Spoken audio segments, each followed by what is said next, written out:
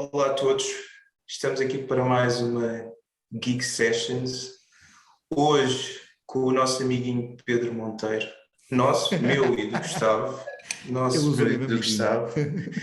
Não sei bem qual é que é o número da edição, deveria saber, não sei.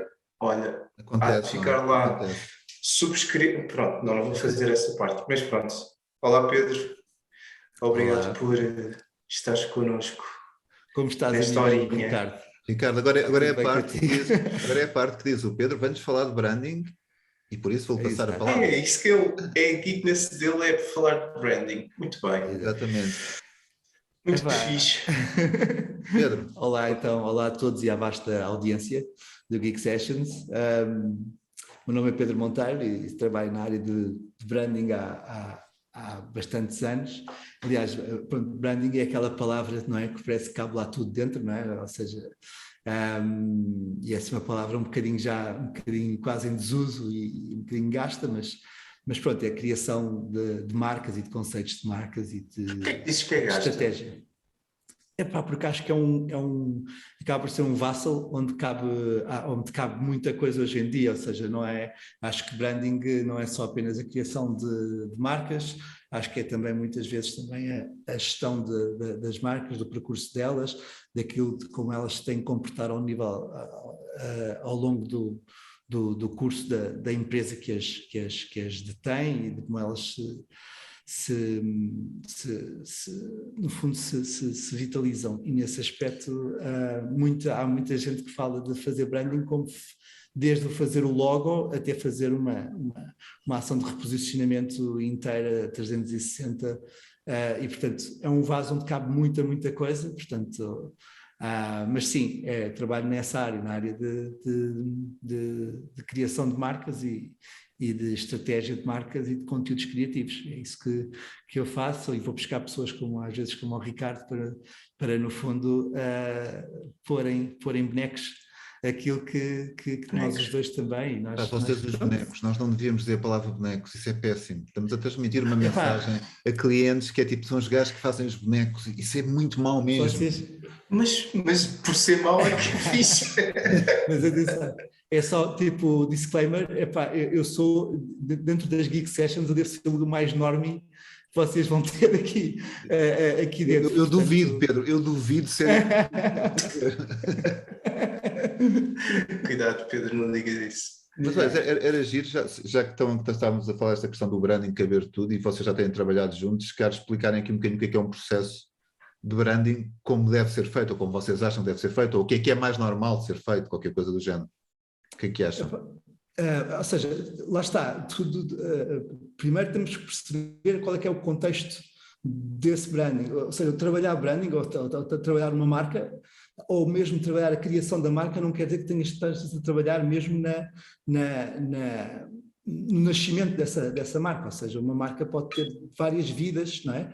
E pode ter várias etapas da sua vida, e muitas vezes um trabalho de marca mais difícil, às vezes até trabalhar rebranding, ou seja, no fundo, perceber qual é que é o momento em que a marca vai ter que ter ali um pivotal moment em que vai ter que se reinventar, se reposicionar, ou porque a sua oferta mudou, ou porque a sua estratégia de marca mudou, ou porque o mundo mudou e ela tem que se adaptar a esse mundo, mas muitas vezes é mais aliciante trabalhar uma marca a começar do zero. Porquê? Porque está tudo por fazer, portanto estamos a trabalhar de tábua rasa, e portanto tudo é possível dentro daquilo que for a nossa concepção do que se vai fazer.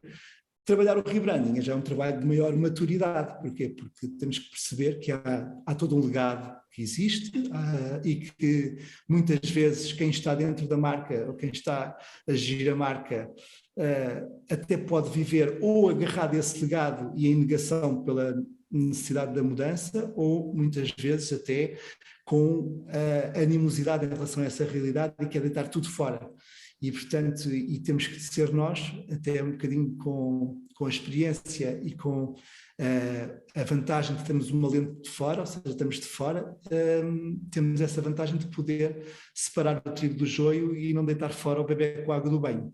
Muitas vezes acontece quando se fazem trabalhos de rebranding com pouca maturidade.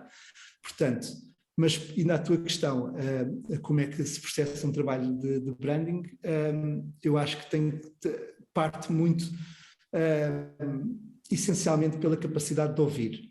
E quando eu digo capacidade de ouvir, não é uma capacidade de ler documentos que o cliente manda, ou ler clipping que o cliente manda, ou ler a narrativa que está inscrita num determinado briefing que um cliente te envia. Tem a ver com ler os sinais fracos que existem, os sinais pequenos, muitas vezes, que existem ao longo dessas conversas, dessas interlocuções que nós fazemos com os clientes, com as várias faces desses mesmos clientes. Portanto, nós temos várias empresas, muitas vezes dentro das empresas, e muitas vezes são esses sinais fracos, às vezes, que nos dão os melhores insights para poder criar uma marca nova. Eu não, sem poder dizer a marca, mas vou-te dar só um exemplo muito recente. Estamos a falar de uma coisa que aconteceu há 2 dias. Há uma marca de vinhos que a partir da irei trabalhar, que foi adquirida há pouco tempo, em que há tudo para fazer, ou seja, basicamente há um grande potencial no produto, mas há tudo para fazer em termos de marca e de rejuvenescimento. Foi uma marca que ficou um bocadinho parada no tempo, e quando tu percebes que o briefing que está em cima da mesa é revitalizar as marcas, modernizar e tudo, quando vais falar com uma gestora, por exemplo, ela diz-te que era muito importante termos o dia daquela cooperativa. Estou a tentar não entrar em pormenores, que é para não se perceber o que é a marca, mas basicamente ela tinha muita vontade de assumir um determinado dia como o dia de celebração daquela empresa para juntar as pessoas. Ia ser sempre um dia fora das vindimas, porque as vindimas normalmente é uma altura em que toda a gente se junta. E ela disse aquilo com uma convicção, uma força tão grande, que eu comecei a escavar um bocadinho e percebi perfeitamente que, ou seja, para além da marca estar a necessitar desse rebranding, há toda uma cultura que vai ter que ser criada, cultura interna para a empresa. Ou seja, a empresa está em cacos em termos emocionais internos, e portanto a marca que se criar, todos os conceitos que se criarem, vai ter que ser um bocadinho um espelho. Ou seja, vai ter que ser uma marca que projeta valores para o mercado e que vão posicionar o produto, mas também tem que ser uma marca de criação de valores profundos, relacionais, internos, corporativos da empresa, para que se possa criar ali um sentimento de pertença que neste momento está completamente inexistente. Ou seja, e isso não está escrito no briefing, não há nenhum briefing que diga isso, não é? Ninguém escreve um briefing a dizer que está de luto, mas tu percebes que uma marca, naquele caso, para ser eficaz, vai ter que trabalhar por dentro. Pronto, isto também um bocadinho o meu bias, não é? Porque eu sou psicólogo de formação, a minha formação base, não sei se vocês sabiam, nem sei se ali o amiguinho Ricardo sabia. Já falámos sobre isso. Eu não fazia ideia. Já falámos sobre isso. O Ricardo conheceu-me. Enganaste-me durante este tempo todo, Pedro Monteiro. O Ricardo conheceu-me nas ruas de Lisboa, nas noites. E sim. Ele não faz ideia deste background, mas sim, eu sou psicólogo e comecei a trabalhar na área da consultoria primeiro antes de entrar neste mundo das marcas, e nunca tendo exercido psicologia na minha vida, sinto que são bases que ficam e que nos dão algum tipo de ferramentas para trabalhar lados menos convencionais daquilo que é a criação de uma marca. Acho que isso... Tem piada dizer isso. Desculpa interromper, tem piada dizer isso, porque não sei se o Ricardo sabe também, agora sempre o Ricardo sabe ou não, mas eu sou astrólogo. Eu sou sociólogo, o meu background académico é em sociologia, e por acaso quando comecei a trabalhar mais em design digital, isso acabou por ser uma alavanca muito forte, até porque na altura não se fazia muito research, ou seja, havia um conhecimento e também essa sensibilidade, e também senti isso muitas vezes com clientes, com o tipo de projetos, em que estar a fazer um projeto em que depois a empresa não está preparada, não é? Muitas vezes tu sabes que aquilo não vai resultar, de alguma forma. Seja parte de cultura, seja uma parte mais de processo, seja... cada vez mais tento um bocadinho também ter uma intervenção também nessa parte. Sim, sim. Não, e isso acho que é um bocadinho aquilo que também acho que faz um bocadinho a diferença dos trabalhos quando têm uma índole de estratégia mais forte, é porque quando tu abordas o projeto do ponto de vista estratégico, dificilmente não entras dentro do tecido corporativo da empresa que estás a trabalhar. É muito difícil, fica sempre muito aquém um projeto que trabalha apenas o nível da exposição exterior, visual, estética, ou mesmo da estética narrativa, até pode ser mesmo estética narrativa, não estou só a falar da estética visual de um projeto. Eu vou dar um exemplo só de uma marca que fiz aí com o amiguinho Ricardo. Foi um trabalho incrível que fizemos para uma marca que era a Frames, e vou só dar este exemplo. Basicamente a Frames trabalhava com tentava fazer data análise de notícias, ou seja, o que é que tinha saído, como é que tinha saído, quais eram as notícias mais lidas, quais são as keywords, ou seja, no fundo fazer assim um mapa macroscópico daquilo que a comunicação social estava a dizer, e serviria de ferramenta para os próprios editores dos jornais poderem perceber como é que a marca funciona. Exato. Durante um artigo, depois poderem puxar o componente do Frames para aumentar... Estás a escrever um artigo sobre incêndios em Portugal, e a Frames basicamente cria-te uma coleção de frames, lá está, de cardboard, de cards, e coloca-te no meio do artigo automaticamente um gráfico sobre a evolução dos incêndios em Portugal nos últimos 10 anos. E isso ajuda aos jornais a poderem ter uma publicação mais ritmada em termos de conteúdo escrito versus conteúdo visual, e não dá trabalho nenhum nem dá perca de tempo e perda de eficiência ao jornalista que teria que ir buscar ou procurar ou desenhar ou pedir para desenhar o gráfico que existe. Portanto, eles trabalham com fontes fidedignas e basicamente criam uma biblioteca de meta-análise de tudo o que são factos que existem no mundo. E depois, de acordo com as keywords que estão escritas no artigo, esse frame é automaticamente sugerido para ser inserido na notícia. Esse é a propósito do projeto. E nós estávamos a trabalhar e a marca que nos criou, que foi concebida em termos de nome, foi Frames, foi uma marca que eu criei, o nome, e a assinatura era Know for a Fact. Ou seja, isto no fundo também para passar um bocadinho a ideia de que a Frames também era um bocadinho o aliado da notícia fidedigna, que iria estar sempre alicerçado em factos. E os factos, quando são factos, eles podem ter lentes diferentes. Eu posso, a partir de um facto, fazer uma inferência de opinião para um lado e achar que há mais incêndios em Portugal por causa disto ou daquilo, ou achar que há menos incêndios em Portugal por causa daquilo. Mas o facto é incêndios, há X mil incêndios em Portugal por ano. Pronto. E nós, ou seja, isto era um projeto muito baseado na realidade, por exemplo, na realidade. E o trabalho que o Ricardo fez, aí que está, o case que está no meu site, tem lá imagens disso. O Ricardo, portanto, trabalhámos através de uma lógica de monograma, portanto, o logo faz a descrição de um F, mas o F que foi criado é um F que tem tridimensionalidade e foi criado na realidade, ou seja, ele pegou em cartões, dobrou os cartões, criou a forma do F que queria, escolheu o ângulo certo, tirámos as fotos, ou tiraram-se as fotos, e a partir daí é que se digitalizou o trabalho e essa tridimensionalidade ficou lá.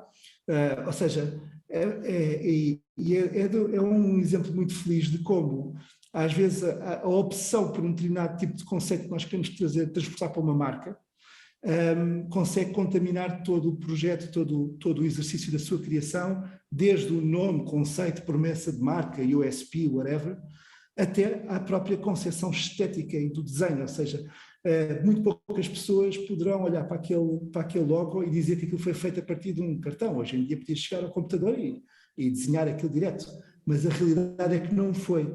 E não foi, é parte da construção da marca esse processo, é parte da venda da marca esse processo e é parte da assimilação do cliente que a comprou e que lhe dá esse atributo de valor, faz parte da história, ou seja, não interessa muito depois o end result, interessa também a forma como chegamos lá. Sim, e desculpa só interromper-te, já que estamos a falar aqui de um projeto específico, e também é parte, isto agora falando do processo ou do nosso processo de um designer e com a tua parte de conceito e todo, aquilo também é um resultado não só da informação que veio do cliente, mas que eu nessa fase, a maior parte dessa informação veio de ti, do pensamento que tinhas feito até àquela, ou fizeste durante ali um determinado tempo, portanto a tua fase do trabalho, aquela fase mais inicial, também isso foi uma consequência da tua visão não materializada daquela forma, mas numa determinada visão e que depois também não é indiciou, mas que levou a fazer as coisas de uma determinada forma.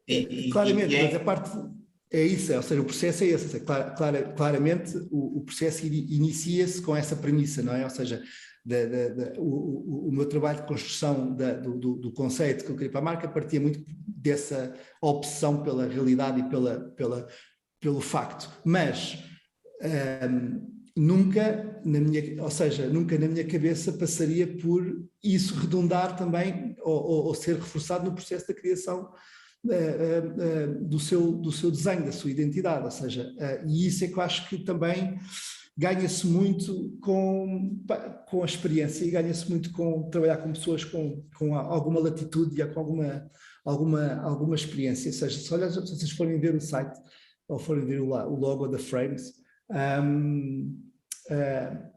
não há verdadeiramente uma necessidade de poder ter sido feito na realidade em cartão, não há essa, não haveria, ou se calhar haveria, ou se calhar nunca se tinha chegado àquele resultado se não tivesse sido por ali, mas como nós nunca vamos saber a realidade, só sabemos uma, que é aquela que aconteceu, e a que aconteceu houve uma persecução de um insight estratégico que existia, no qual depositávamos confiança, do qual depois também derivam todos os conceitos que foram criados à volta, mas que não só foi respeitado, como foi sublimado no seu máximo potencial em todas as fases de criação da marca. E isso para mim, por exemplo, quando faço um projeto, esta organicidade do processo é sinónimo de que o trabalho vai correr bem, porque é muito difícil destruir um projeto que é feito com esta integridade. Portanto, quanto muito,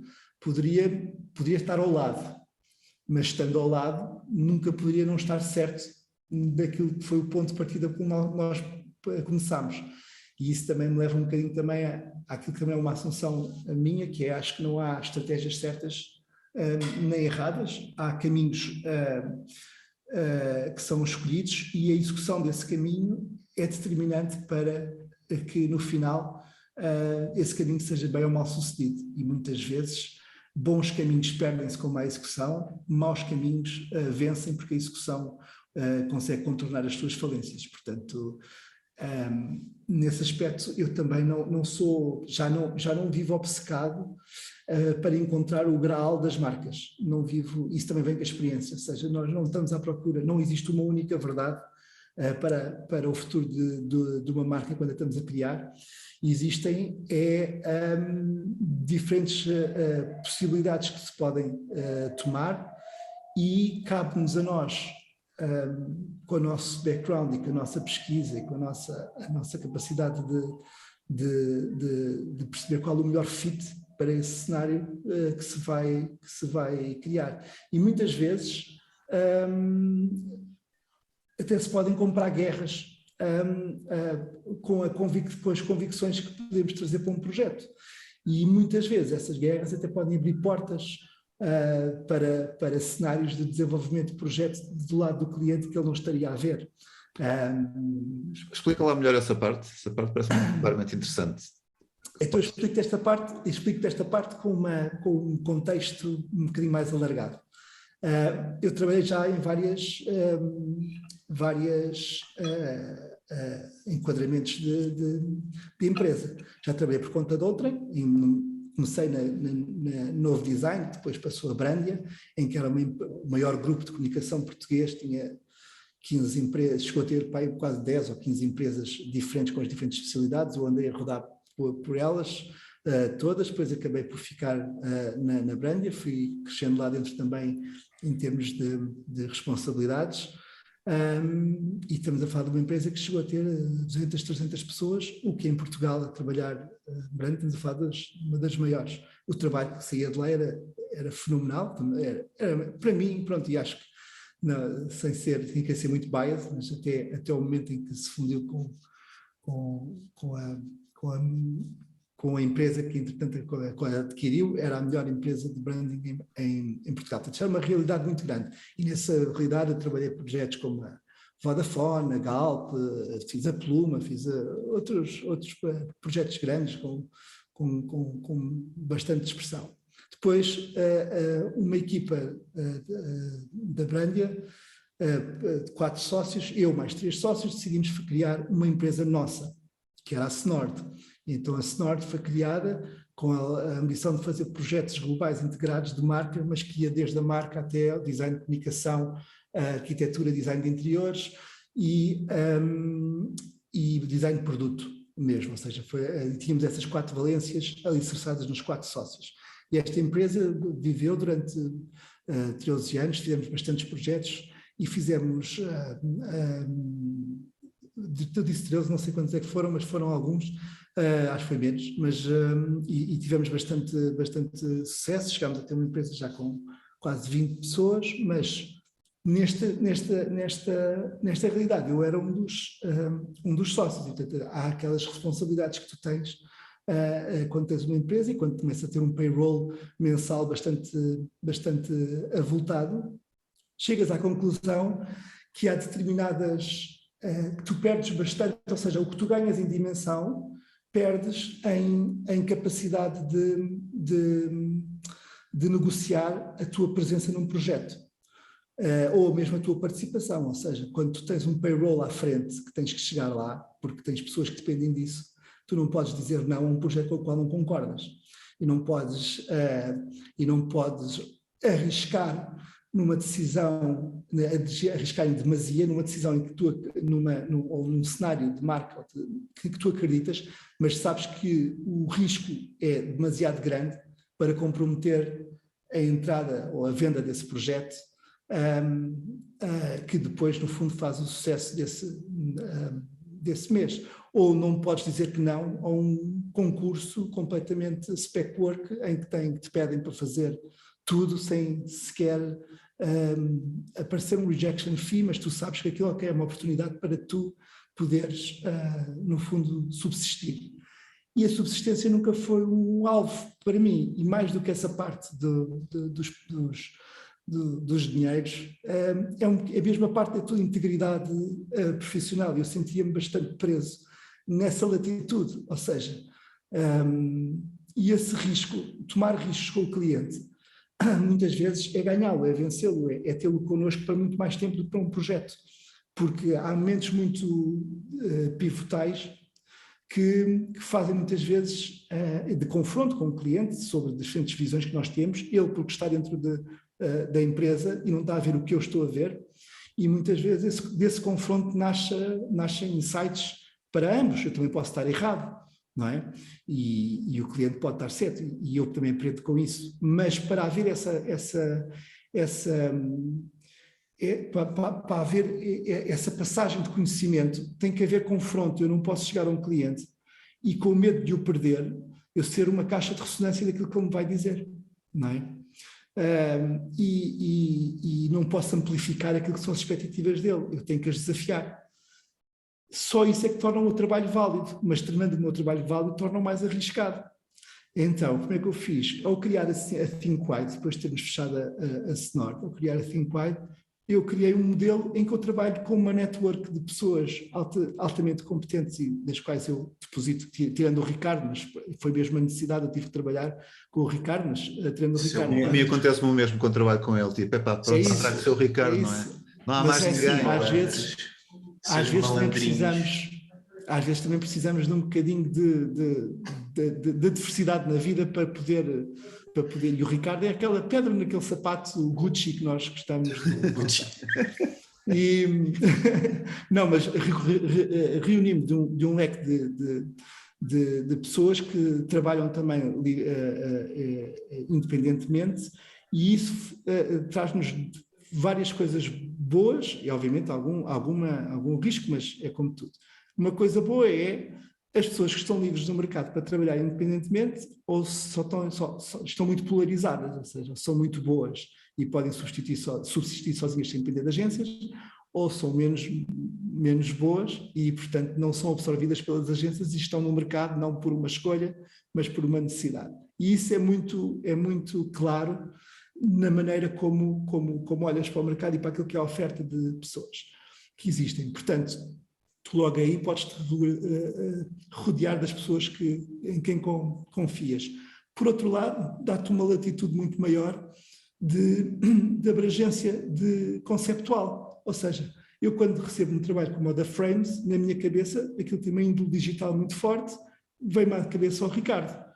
E quando eu convido o Ricardo não rola os olhos para o ar porque é para fazer brochuras para o Pingo Doce. Estás a ver? Porque para brochuras para o Pingo Doce eu posso ter outro designer que eu conheço que é barra a fazer isso e que vai gostar de receber esse convite. Ou seja, como tenho pessoas de diferentes valências e acreditando que todas elas têm qualidade, dependendo daquilo que for a natureza e o contexto do projeto que eu estou a desenvolver, eu vou buscar as pessoas que têm maior proximidade conceptual e maior fit para integrar esse projeto. E por último, a outra vantagem é a flexibilidade e no fundo a versatilidade financeira que isto traz para o meu modelo de negócio, porque quanto mais projetos eu tiver, mais pessoas terei a trabalhar comigo e se não houver projetos a existir, não há custos internos para ter que assumir porque esses projetos não existem. Oh Pedro, muito obrigado. Vou usar esta gravação porque eu depois de ter experimentado todo o tipo de modelos, o que tu acabaste de ver é exatamente o meu modelo e acho também exatamente o modelo do Ricardo, não é? E por isso é que trabalhamos juntos também, não é? E a possibilidade de poderes dizer não e poderes dizer, acho que há uma parte muito importante que é a lógica, se um cliente te contrata, é para tu discordares deles e para o aconselhar sobre o que ele não sabe. Ou muitas vezes para ele te convencer que ele tem razão e tu não tens razão, não é? Mas é necessário haver o contexto certo desta liberdade de ambas as partes. E a questão Eu posso dar exemplos. Eu posso dar exemplos exatamente do contrário. Eu posso dar um exemplo que eu dou muitas vezes, e lá está, os exemplos, os fails, não é? Também são muito importantes. Há uma agência londrina, que eu já não lembro qual é que é, em que tu entras dentro do hall de entrada da agência, tens duas paredes e tens uma que é o Wall of Fame, que são todos os projetos que eles ganharam prémios, e o Wall of Shame, que são todos os projetos com os quais eles não se identificam, que fizeram e que têm vergonha de ter feito. E é muito engraçado, ou seja, eu acho que nós podemos aprender com os nossos sucessos e também com os nossos falhanços. Eu tive uma vez a trabalhar para a Unicer há muitos anos, trabalhávamos a marcas de Superboc e já não lembro qual é que era, havia um Nesti, é o Frutti, que era deles, que era o ICT deles, não sei o que mais. E eles queriam lançar umas bebidas funcionais. E eu estava ainda mais ou menos no início, foi daqueles projetos que me caiu, e eu fiz não estás bem a ver, eu fiz uma arquitetura de marca linda, com 5, 6 SKUs lindos, todos funcionais, uns para o desporto, outros para a noite, outros para não sei o quê. Uma coisa bulletproof. Tu olhavas para aquilo e dizias, todos os conceitos batiam, já não lembro bem o que era, mas estava tudo espetacular. Apresentei todo contente, apanhei o comboio, fui até ao Porto, reúno-me lá na sala, apresentei ao diretor de marketing, que era um tipo muito terra a terra, que tinha vindo das vendas, mas que neste momento estava a atender o marketing, e no fim da apresentação ele vira-se e diz assim, olha Pedro, chega aqui, já abre uma janela e olha, o que é que está lá para se ver ali ao fundo? E era um caminhão da Superboc. E eu, aquilo é um caminhão da Superboc. E ele, sim, mas não é da Superboc, aquilo é um caminhão. Eu tenho que aqueles caminhões têm que sair daqui cheios e tenho que abastecer. Como é que eu como é que eu consigo gerir 8 SKUs destes em Portugal com uma fragmentação tão grande de targets que vocês estão a propor com tanta complexidade, ou seja, esse modelo não é viável. Ou seja, uma coisa que ficava super bem no papel, em que basicamente eu tinha a bebida certa para ti, que era diferente da do Ricardo, que era diferente da minha, em termos de reverse engineering, de logística e de produção, não faz a ponta de sentido. Tu não vais querer pagar 10 euros por aquela garrafa, porque é o que te ia custar, para que aquilo pudesse ser um negócio para eles. E tu não pagando esses 10 euros por garrafa, não vais vender. E se não vais vender, é um flop. E, portanto, ao início, a inexperiência muitas vezes põe o nosso ego em cima da mesa antes da pertinência do cliente. E eu estava completamente embebedado pelo meu próprio conceito naquele momento, porque aquele conceito dava para tirar, era o que eu quisesse. Se fosse preciso pôr uma bebida num lar de idosos, eu punha uma bebida num lar de idosos, porque o conceito tinha essa latitude. E eu estava completamente embriagado pelo conceito. Foi claramente uma lição não é de humildade, mas é uma lição que te leva a ter um bocadinho mais de maturidade na tua forma como fazes o approach a um projeto. E antes de pensar na marca, ou pensar é conhecer a empresa, conhecer a estrutura, conhecer o modelo de negócio que está por detrás.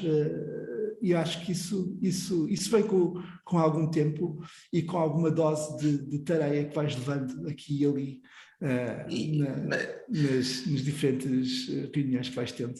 Mas achas que essa embriaguez da malta quando é mais nova e esta maturidade, essa fase que nós todos passamos por isso, não é? De sermos mais jovens e não sei o quê, e embriagarmos e ficarmos ali fascinados e depois apontarmos ali para um sítio, mas aquilo não é em função da verdadeira necessidade do cliente, mas essas fantasias, ou vá lá, a maturidade que vamos ganhando, que vai apagando essa forma de fantasiar um bocadinho as coisas e saltar para sítios, depois mais à frente, tipo, neste período atual de carreira, não te tira...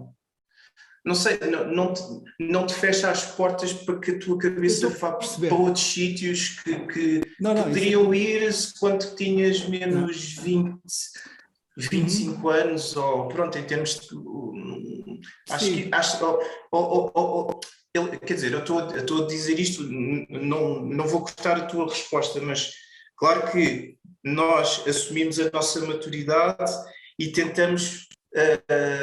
quando achamos que temos de poder fantasiar um bocadinho para ver, deixa lá andar aqui 20 anos para trás e ver se eu consigo mesmo fazer aqui assim, uma coisa um bocadinho mais fora da coisa, e se isto, não sei, eu acho que o que estás a dizer passa muitas vezes pela cabeça, que é até que ponto é que a maturidade que nós vamos ganhando não nos faz um bocadinho cristalizar o nosso próprio modelo de pensamento e de execução, e te blinda um bocadinho sobre aquilo que pode ser a novidade, ou seja, aquilo que é novo de fora, que não seria novo, seria algo para descobrir quando tinhas 20 anos e agora sentes que é algo para evitar porque tens maior idade e achas que aquilo vai ser uma fada, ou que não vai funcionar, ou que é um conceito que não serviria. Eu acho que a única forma de poder combater isso, porque isso é um bias que existe, ou seja, vem com a idade, é estarmos sempre abertos a descobrir tudo aquilo que é novo, que é novidade, não negar à partida uma ciência que não conheces, como dizia a outra, não é? Mas acima de tudo eu acho que é rodear-te de pessoas mais novas do que tu. E quando tu te rodeias com pessoas mais novas do que tu a fazer aquilo que tu fazes, tu percebes que esse clash geracional vai acontecer, e muitas vezes és tu que absorves a novidade que vem do lado de lá. Não é necessariamente o contrário que acontece. E para isso tens que também te pôr em causa, não é? Ou seja, eu muitas vezes, já me aconteceu em projetos, eu não estar 100% certo que é por ali, mas eu vou por ali, estás a ver? Até porque o caminho que eu tinha há qualquer coisa naquele de novo, Estás a perceber que não segue necessariamente os meus trâmites, mas que é defensável e que pode correr. Mas eu acho que o mais importante... Desculpa. Diz. E só dizer que essa parte é muito interessante, porque quando as pessoas me perguntam sempre, por causa da mentoria que eu faço com o pessoal mais novo, não sei o quê, e muitas vezes não percebem e acham que é perder tempo, não é perder tempo, por uma série de razões, mas uma delas é um bocado também a simbiose que se cria e tu continuas com essa imaginação que vai...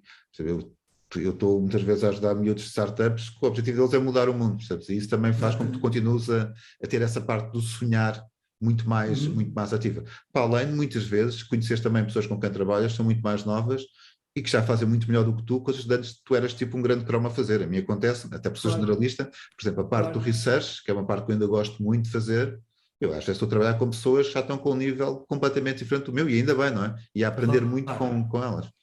Claro. Não, eu já ouvi uma vez uma coisa que tinha a ver com este tema, que era um bocado do género. Tu sentes, a única maneira de tu poderes aferir se tu acompanhas a evolução dos tempos e das tendências e te mantens mais atual, é se olhares para o nível etário das pessoas que te convidam para trabalhar com elas. Ou seja, tu estarás tão mais cristalizado na tua maneira de pensar, com quanto mais pessoas, lá está, te convidarem, porque acreditam que tu vais cristalizar ou tu vais reforçar aquilo que são as crenças dela. Ou seja, se no fundo, e isso faz com que tu possas, no fundo, estás a reforçar mais a tua própria bolha geracional, de conceitos, de preconceitos. Ou seja, aqui não estamos a falar de fazer conceitos, estamos a falar de vencer preconceitos.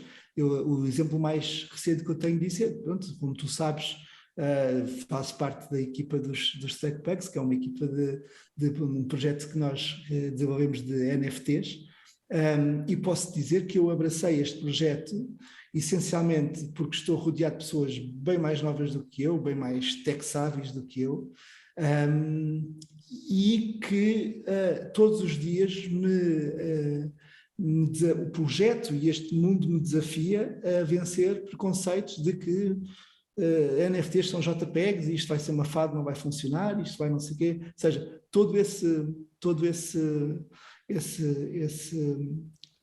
argumentário que existe, tu sabes perfeitamente de que gerações é que ele vem, e eu dou muito, muito grato e muito afortunado pelo facto de estar rodeado de pessoas que me fazem ainda estender o meu pensamento para além daquilo que são as minhas matrizes originais. Ou seja, eu acredito perfeitamente que quem diz isso hoje da blockchain ou da cripto são as mesmas pessoas que diziam que a internet não iria vingar. Ou seja, tu reconheces o padrão, e eu estaria claramente do outro lado da barricada se não tivesse rodeado de pessoas que vivem numa geração diferente e que me fizeram ver as coisas como as coisas são. Que entre muitas coisas muda completamente o conceito do que é uma marca, não é? Mas completamente, é uma visão. E era isso que eu tinha, e bom segue, porque é exatamente isso. Ou seja, com isso, e eu, pronto, dentro da equipa dos StuckPugs, fui responsável pela criação da marca, conceito, do lore do jogo, daquelas coisas todas, portanto, toda a narrativa. E sim, a forma de construir uma marca no mundo da cripto e no mundo da descentralização é exatamente perderes mesmo esses preconceitos todos da centralização. Ou seja, quem é que manda na marca, quem é que são os donos da marca, há uma organicidade. Foi um projeto mesmo bonito de acompanhar, não só a parte da criação da marca, porque vamos lá ver, a criação da marca passou pelas etapas todas normais. Fiz pesquisa, vi o que é que havia, o que é que não havia, o que é que estava os Animal NFTs estavam em alta, e portanto houve ali uma série de decisões que foram tomadas com uma consciência e a seguir um bocadinho o manual, não é? E a marca estava criada, estava tudo feito, estava o site, estava tudo. A execução da marca foi comunidade, foi pura e simplesmente comunidade. E a comunidade, gerir uma comunidade, não são marketeers que fazem, não são os banners que tu crias para o site, não sei o quê, é estares no Discord, aberto a receber as pessoas, a interagir com elas, é teres um bar aberto, em que eu tratei da decoração, do conceito da decoração e se calhar de alguma parte da ementa, ou do caminho da ementa, mas não funciona um bar aberto se não tiveres uma pessoa boa para te acolher e para te trazer para dentro. E felizmente o nosso bar abriu, foi enchendo pessoas porreiras, tivemos 6.000 pessoas no nosso Discord, fizemos... vendemos 250 Genesis, vamos lançar agora a segunda coleção, estamos no hiato de criação neste momento no projeto, mas que se fores ver o nosso floor, ele está muito fino, ou seja, não as Pedro, pessoas tens que pôr legenda. Floor é o preço mais baixo que pode comprar, sim. Sim, ou seja, basicamente ele teve um preço de venda e basicamente nós, sem ativar muito a comunidade agora, porque estamos, primeiro porque isto é um side project da nossa vida, ninguém está a fazer isto exclusivamente e portanto às vezes temos bigger fish to fry e tem mesmo que ser assim, e também porque estamos em fase de desenvolvimento e portanto estamos mais concentrados em desenvolver, porque nós vamos passar de uma coleção para uma coleção associada a um jogo que se joga, de conquista de território e tudo isso.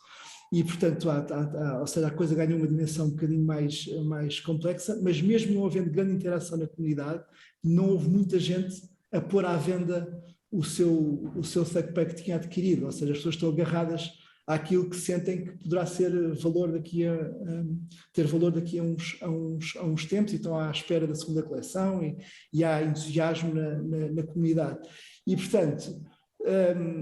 lá está, qual é que eu neste momento eu relativizaria muito a importância do trabalho tradicional do marketing ou do design ou não sei o quê para o sucesso dos Thugbacks e punham numa prateleira abaixo daquilo que é, primeiro, a execução técnica, não é? Ou seja, a execução técnica, de programação, a arte incrível do Pedro Lourenço, que está connosco na nossa coleção e que, pronto, é um artista inacreditável, mas mesmo on top of that, aquilo que faz um projeto ser bem sucedido ou não ser bem sucedido é a forma como as pessoas se sentem integradas, que sentem que aquele NFT lhes dá acesso a uma comunidade e lhes dá acesso a uma interação e lhes dá acesso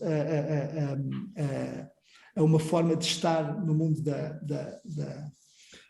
cripto. E isso é feito, neste caso foi feito por... Não digas cripto, Pedro, diz Web3 para habituar as pessoas, porque as pessoas associam muito cripto à especulação e é muito mais do que isso.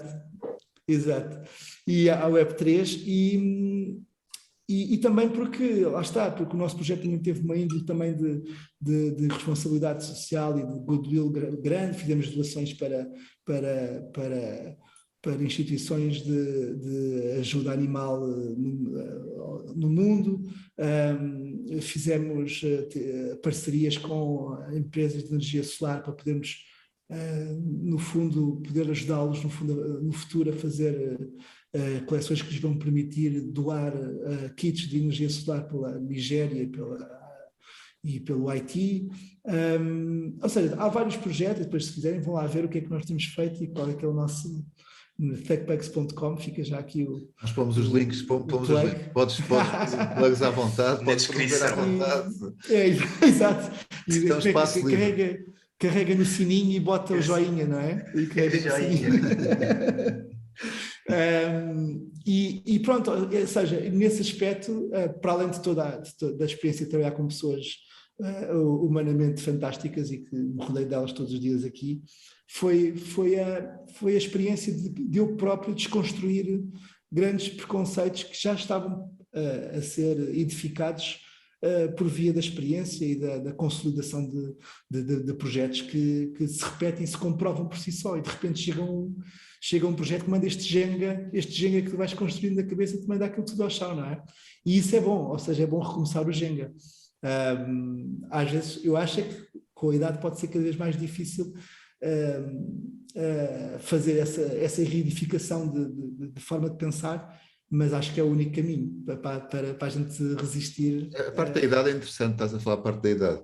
Acho que por um lado há questões com a idade, obviamente, que podes ter menos energia, os teus recursos cognitivos, se não os trabalhas, podem estar um bocado diferentes, mas eu acho que a diversidade também a nível de idade é muito importante e acho que na nossa sociedade, contrariamente mais à oriental, não é? Nós não valorizamos as pessoas mais velhas da medida que devíamos. E mesmo este tipo de conversa, às vezes temas de inovação que eu vou ter com pessoas com 70, 80 anos, as ideias que saem de lá são fantásticas, são diferentes. Obviamente há pessoas que com a idade vão perdendo certas faculdades e às vezes têm uma visão já diferente, ou já estão muito presos ao passado por medo, até pela questão de não conhecerem. Mas uma das pessoas que me dá mais conselhos tem 75 anos. Completamente, não, isso eu guardo sempre muito mais profundas as conversas que tenho com pessoas mais velhas que eu não quero dizer que não aprendo as coisas mais novas, mas verdadeiramente o rácio é muito maior com pessoas que já viveram mais do que tu. Se tu puderes apanhar acho que era o Miguel Esteves Cardoso é que dizia que ele sentiu que ler, por exemplo, ler livros, quando ele era puto, ele sentiu que aquilo era uma forma ótima de enganar a vida, de enganar o tempo, porque aquela gente, se tu leres mais, ele achava ele, não é? Leres mais livros, tu vais conseguir viver muito mais depressa em muito menos tempo, não é? Portanto, vais conseguir acumular muito mais conhecimento. Então, ele só lia livros de pessoas, de escritores bem mais velhos, e os russos, e é engraçado essa noção, pois ele depois desconstrói isso, diz que obviamente depois tens que viver mesmo, ou seja, não há nenhum hack em ler para poupar tempo de vida de conhecimento, mas claramente a sabedoria está muito em quem já passou por muita coisa, isso não há dúvida. O que eu acho é que não nos podemos, eu acho é que se para tu seres o tipo de 75 anos inspirador, que essa pessoa que tu falas é para ti, tu tens que hoje te reunir pessoas mais novas que te fazem continuar a crescer para te tornares tão relevante aos 75 anos. Porque se tu cristalizares o que tu conheces, o que tu sabes aos 40, 75 anos vais ser uma pessoa de 40 anos com menos dentes. Estás a perceber? Portanto, não convém.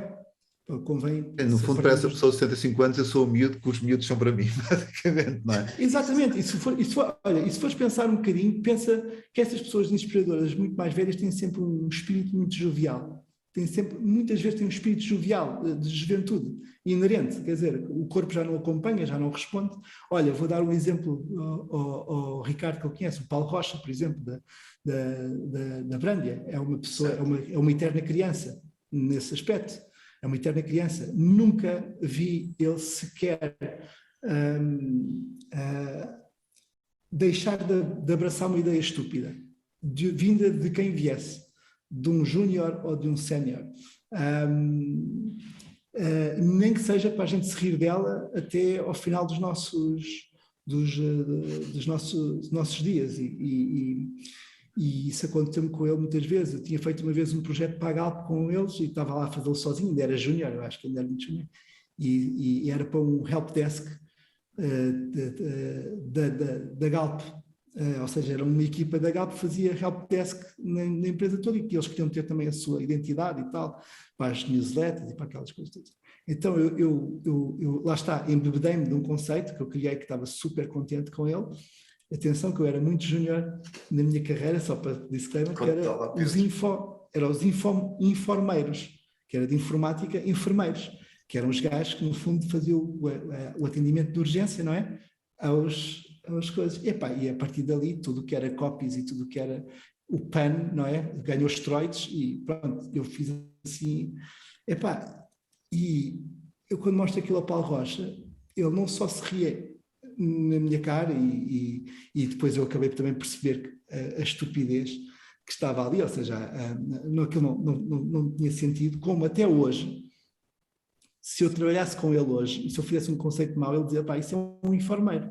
Pronto, ou seja, ficou a cognome de trabalho pode-se dizer as neiras aqui? Não, trabalho de merda. Podes dizer as neiras que quiseres, sim. Ou vamos pôr o Ricardo a fazer pis, a ter que editar isto pis em cima da... Podes dizer as neiras que quiseres. Por acaso não és um gajo das neiras normalmente, por isso estás no teu flow natural. Excepto no futebol, não é? No futebol eu digo muitas... E então, pronto, ou seja, mas uma coisa é, ou seja, antes daquilo ficar ridículo, eu, Júnior, pude expor essa ideia ao dono da empresa, ele teve tempo para me ouvir e considerou-me como uma possibilidade para poder resolver aquele projeto, e depois acabei por resolver de outra maneira. Mas haver essa jovialidade na maneira de fazer, ou seja, não foi um género, epá, isso não serve para nada, e eu ir amargurado para o meu lugar de trabalho, mas foi no fundo dar ali um lado fun de abraçar aquele falhanço com um lado quase que nos aproximou até mais, não sei se explicar. Eu saí dali mais motivado com um falhanço debaixo do braço, não sei explicar. Mas devo dizer que os informeiros não vai sair da cabeça. Não, agora a partir de agora vai ficar. Vai ficar. Alguém vai ver este vídeo? Eu uso muitas vezes esse exemplo porque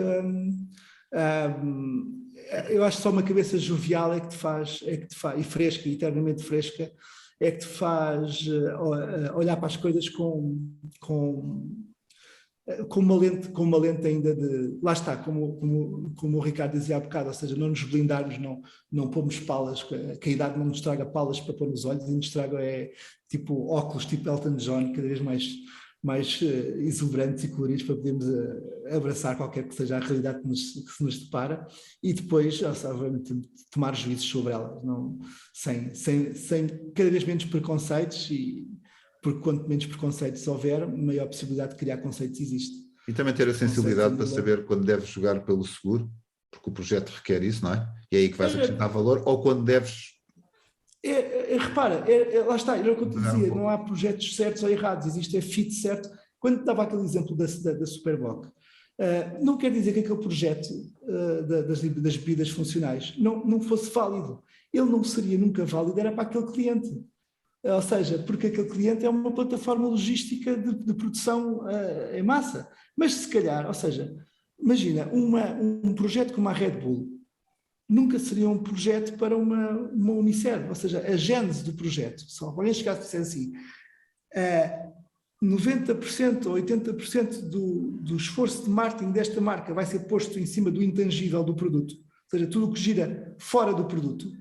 Ninguém, quer dizer, era escorrido numa sala de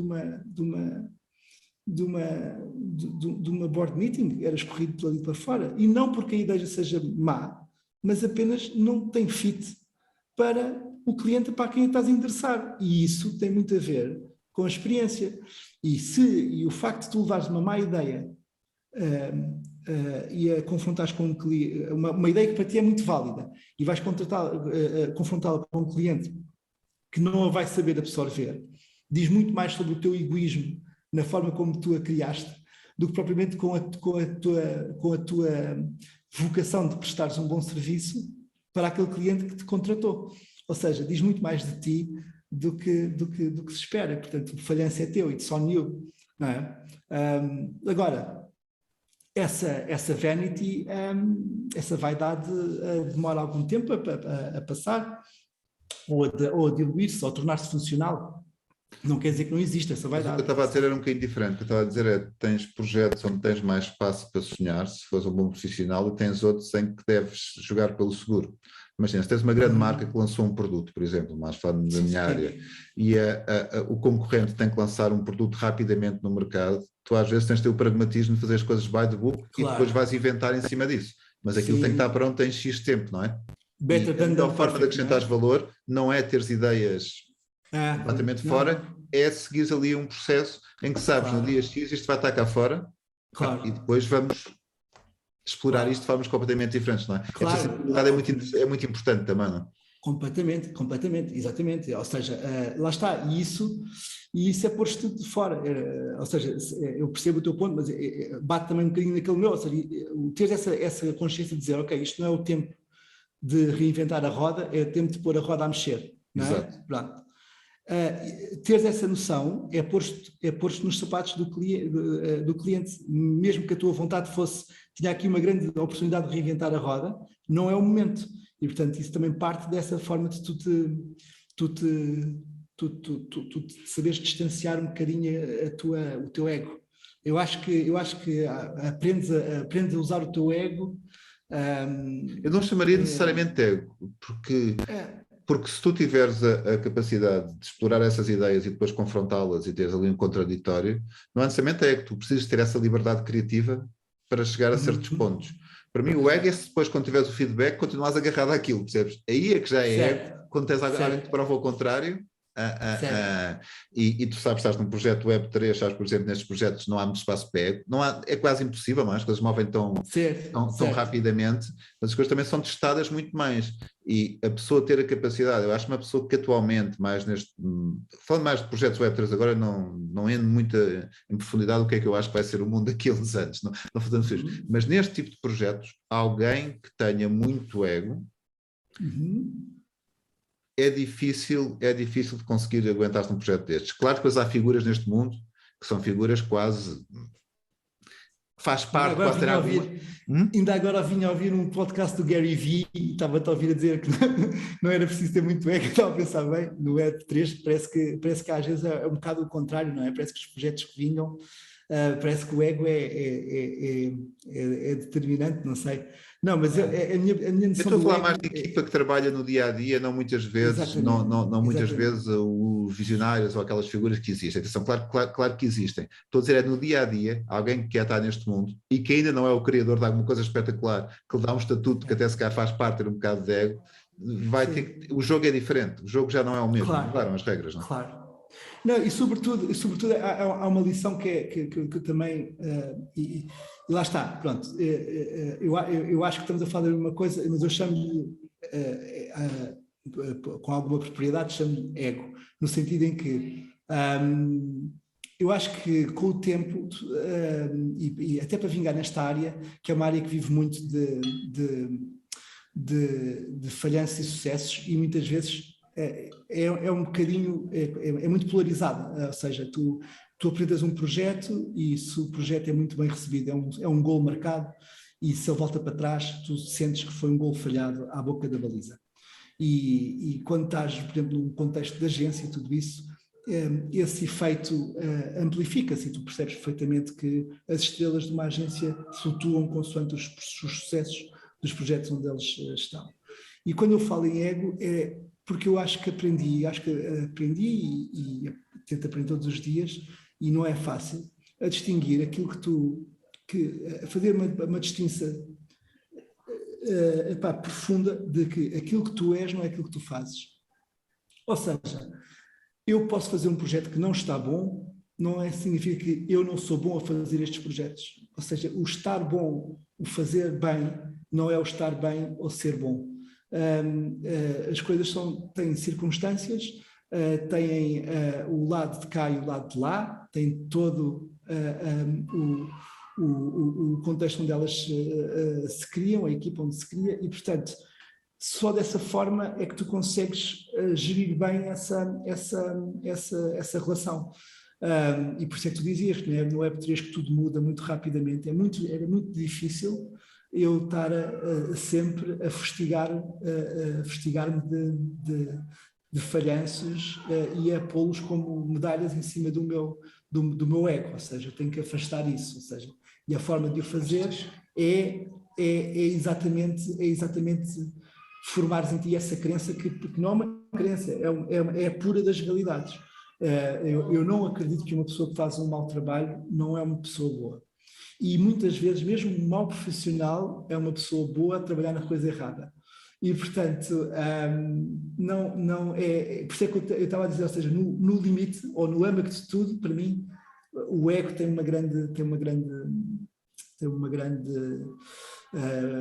desempenha um papel muito grande na forma como tu te formas enquanto profissional agora e no futuro.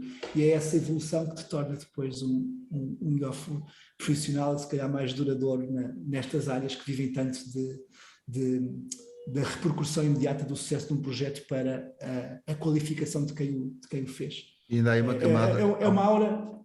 É uma área muito injustamente autoral, percebes? Não deveria haver esse lado autoral na construção de uma marca, mas existe. Eu percebi depois, desculpa interromper, acho que depois há aquela questão muitas vezes que não se aplica de forma tão direta, se cá no que estás a dizer, mas há uma coisa que muitas vezes as pessoas não percebem, que é o facto de alguma coisa não correr bem, não quer dizer que não tenhas feito um bom trabalho. O que é que eu quero dizer?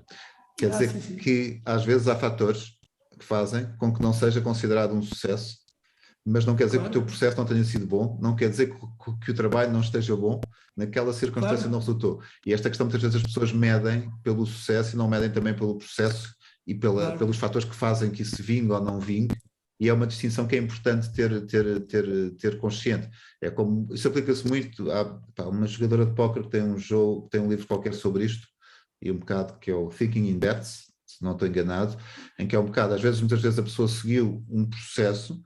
Imagina, estás a jogar póquer, e o póquer tem a ver com sorte, tem a ver com saber jogar, e tem a ver também com que sabes que em X jogadas aquilo normalmente seria o que acontecia. Uma questão de estatística, certo?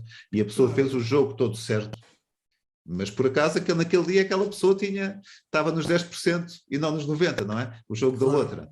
E no fundo, quando essa pessoa for jogar outra vez, não deve mudar a forma como jogou daquela vez, porque 90% dos casos vai conseguir. Este exemplo é mais direto para perceber um bocado o conceito. Sim. Muitas vezes as pessoas não percebem isso. Eu fazia uma coisa, ou seja, eu sempre fui um bocadinho dessa opinião, ou seja, a opinião de que é aquela velha máxima de que, por exemplo, na corrida de cavalos, tu não apostas no cavalo, apostas no jockey. Ou seja, o jockey é que interessa. Se o jockey for bom, e se tu apostares mais vezes nesse jockey, o jockey ele vai ganhar mais vezes. E o cavalo pode perder, mas o jockey pode se for bom, vai ganhar mais. On the long run. E é um bocadinho isso, ou seja, o que tu fazes não tem que estar sempre à medida daquilo que tu és enquanto potencial criativo, de profissional, de tudo isso. E muitas vezes a circunstância tem um grande peso na aferição de sucesso de um determinado tipo de projeto. Uma coisa que eu fazia, por exemplo, na Sonor, e trouxe, já tinha começado a fazer antes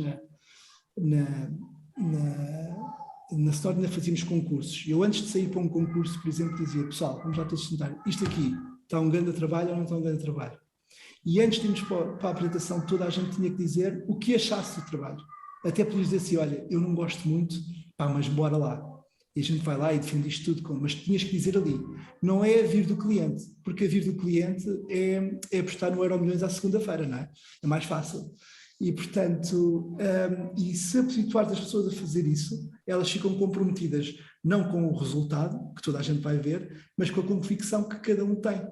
E se tu jogares com a tua convicção, e se fores fiel a ela, a repercussão do sucesso que o projeto puder ter, ou seja, ou és uma pessoa um bocadinho invertebrada e depois mudas a tua opinião, mas eu não disse bem que gostava, se calhar, quer dizer, que gostava, eu disse que gostava, não disse gostava, mas realmente está uma merda, não é? Pronto, o cliente tinha razão, pronto. Isto é muitas vezes, o que se passa quando as coisas não correm bem. Pois, eu cheguei a dizer que aquilo vermelho naquela marca, o cliente não queria vermelho, todo claro. Mas quando é que disseste isso? Não, eu até cheguei a mandar um e-mail, não mandei um e-mail, depois não mandei, tive quase mesmo para dizer. E, portanto, é sempre antes que se faz essa aferição, e é mais difícil de fazer, é mais difícil porque estás a jogar no escuro, tal como é mais difícil jogar no Euromilhões ao sábado, não é? Sim, e a tua área é muito suscetível depois a muitas coisas não avançarem para a opinião de alguém que muitas vezes, sem ter muito contexto, olha, se calhar o filho do administrador não gosta do amarelo, por exemplo, é uma coisa que acontece, esse tipo de coisas que acontece, não é? Eu vou-te dar um exemplo sem poder dizer nomes, mas trabalhei uma grande marca portuguesa, um grande grupo, em que o projeto demorou cerca de... Já durava há quase 4 anos à procura de nomes e de coisas, e então chegou quase à altura e não saía, a coisa não saía, e depois eu já trabalhava na ThinkWide, e desafiaram-me para tentar resolver aquilo em 5 semanas, uma coisa que não se tinha feito em 4 anos, resolver em 5 semanas, e eu fui, pus a minha condição, queria trabalhar com aquelas pessoas, e disse quais eram as pessoas que eu queria trabalhar, e não prescindi delas, e fizemos o projeto, e no dia em que estamos a fazer a apresentação do projeto, e estamos a falar de uma grande marca, o presidente do Conselho de Administração diz assim: Espero, vamos lá ver o que é que está aí e tal, aquelas coisas assim para aliviar um bocadinho o mood, assim, espero que não venha aí verde. E assim, posso dizer que a marca podia ter perfeitamente um ângulo de sustentabilidade ambiental que nos poderia ter levado perfeitamente para o verde, por acaso não levou, mas poderia perfeitamente ter levado para o verde. E eu fico assim, queres ver? Então, mas este agora... ou seja, e eu perguntei, mas verde porquê? Mas é a brincar, mas é de Benfica e tal, não sei, aquelas coisas. Não, eu vivi muitos anos em França e a minha mãe sempre disse: quem veste verde vem da província. Agora estou a olhar para o amiguinho aí verde, esse provinciano. Eu do tratamento, está tudo certo. Está certo. Ele tinha razão. Epá, e esta cena, e depois eu fui pesquisar e realmente não é um ditado, mas há assim, que ele próprio também é muito provinciano, mas que quem veste verde vem da província, ou seja, não é da cidade, é da província. Isso é surreal. E tu olhas para aquilo e tu dizes, o projeto correu bem, foi um sucesso, por um acaso, ou seja, não é por um acaso, mas quer dizer, o mesmo trabalho, com as mesmas pessoas e com uma decisão perfeitamente legítima de usar um verde, podia ter criado um insucesso ou um backlash, não é? de expectativas, por uma razão completamente idiosincrática de uma empresa cotada, pronto, grande. Mas e tu olhas e dizes, isto pode acontecer, não é? E de quem é que é a culpa de uma coisa dessa? Ou seja, como é que se pode aferir culpa ou se pode aferir responsabilidade? Ou seja, não há... Por isso é que eu estava a dizer a diferença entre um trabalho bem conseguido e um trabalho aceito, que nem sempre há um overlap entre os dois. Ou seja, exato, ou seja, a subjetividade no meu mundo é toda, não é? É toda, porque no final das contas há alguém que pede uma ideia e depois afere a qualidade da ideia que tu criaste e decide sobre ela, ou seja, e por muito que se possa blindar com a empresa, com o contexto, não sei o quê, no fim da linha há sempre o diretor de marketing, pega na porcaria da apresentação e mostra ao filho de 7 anos, o que é que tu achas disto? Zé, isto acontece, isto não é fantasia, isto acontece. Ou o amigo mostra ao lado, sem contexto nenhum, olha, gostas deste logo? Pronto, e depois lá está, por isso é que nós brincamos a dizer, e voltamos ao início da conversa, dos bonecos, não é? Muitas vezes as coisas podem ser reduzidas a um gosto, não gosto de bonecos, que não têm nada, de bonecos não têm nada, não é? Tem todo um... Sim, por isso é que eu não gosto da palavra. Olha, eu acho que podíamos dar aqui o episódio... Desculpa, Ricardo. Não, força, vai. Acho que podíamos dar aqui o episódio por terminado e agora continuarmos a gravar para fazer um after hours, depois logo vemos se divulgamos ou não, consoante a conversa, para termos mais à vontade, até porque eu queria puxar pelo um conceito que o Pedro desenvolveu e que acho que não há problema em falarmos, mas logo vemos. Por isso, quem está a ver poderá existir ou não um after hours, ok? Para nós, vamos continuar agora a falar normalmente, fazemos aqui um...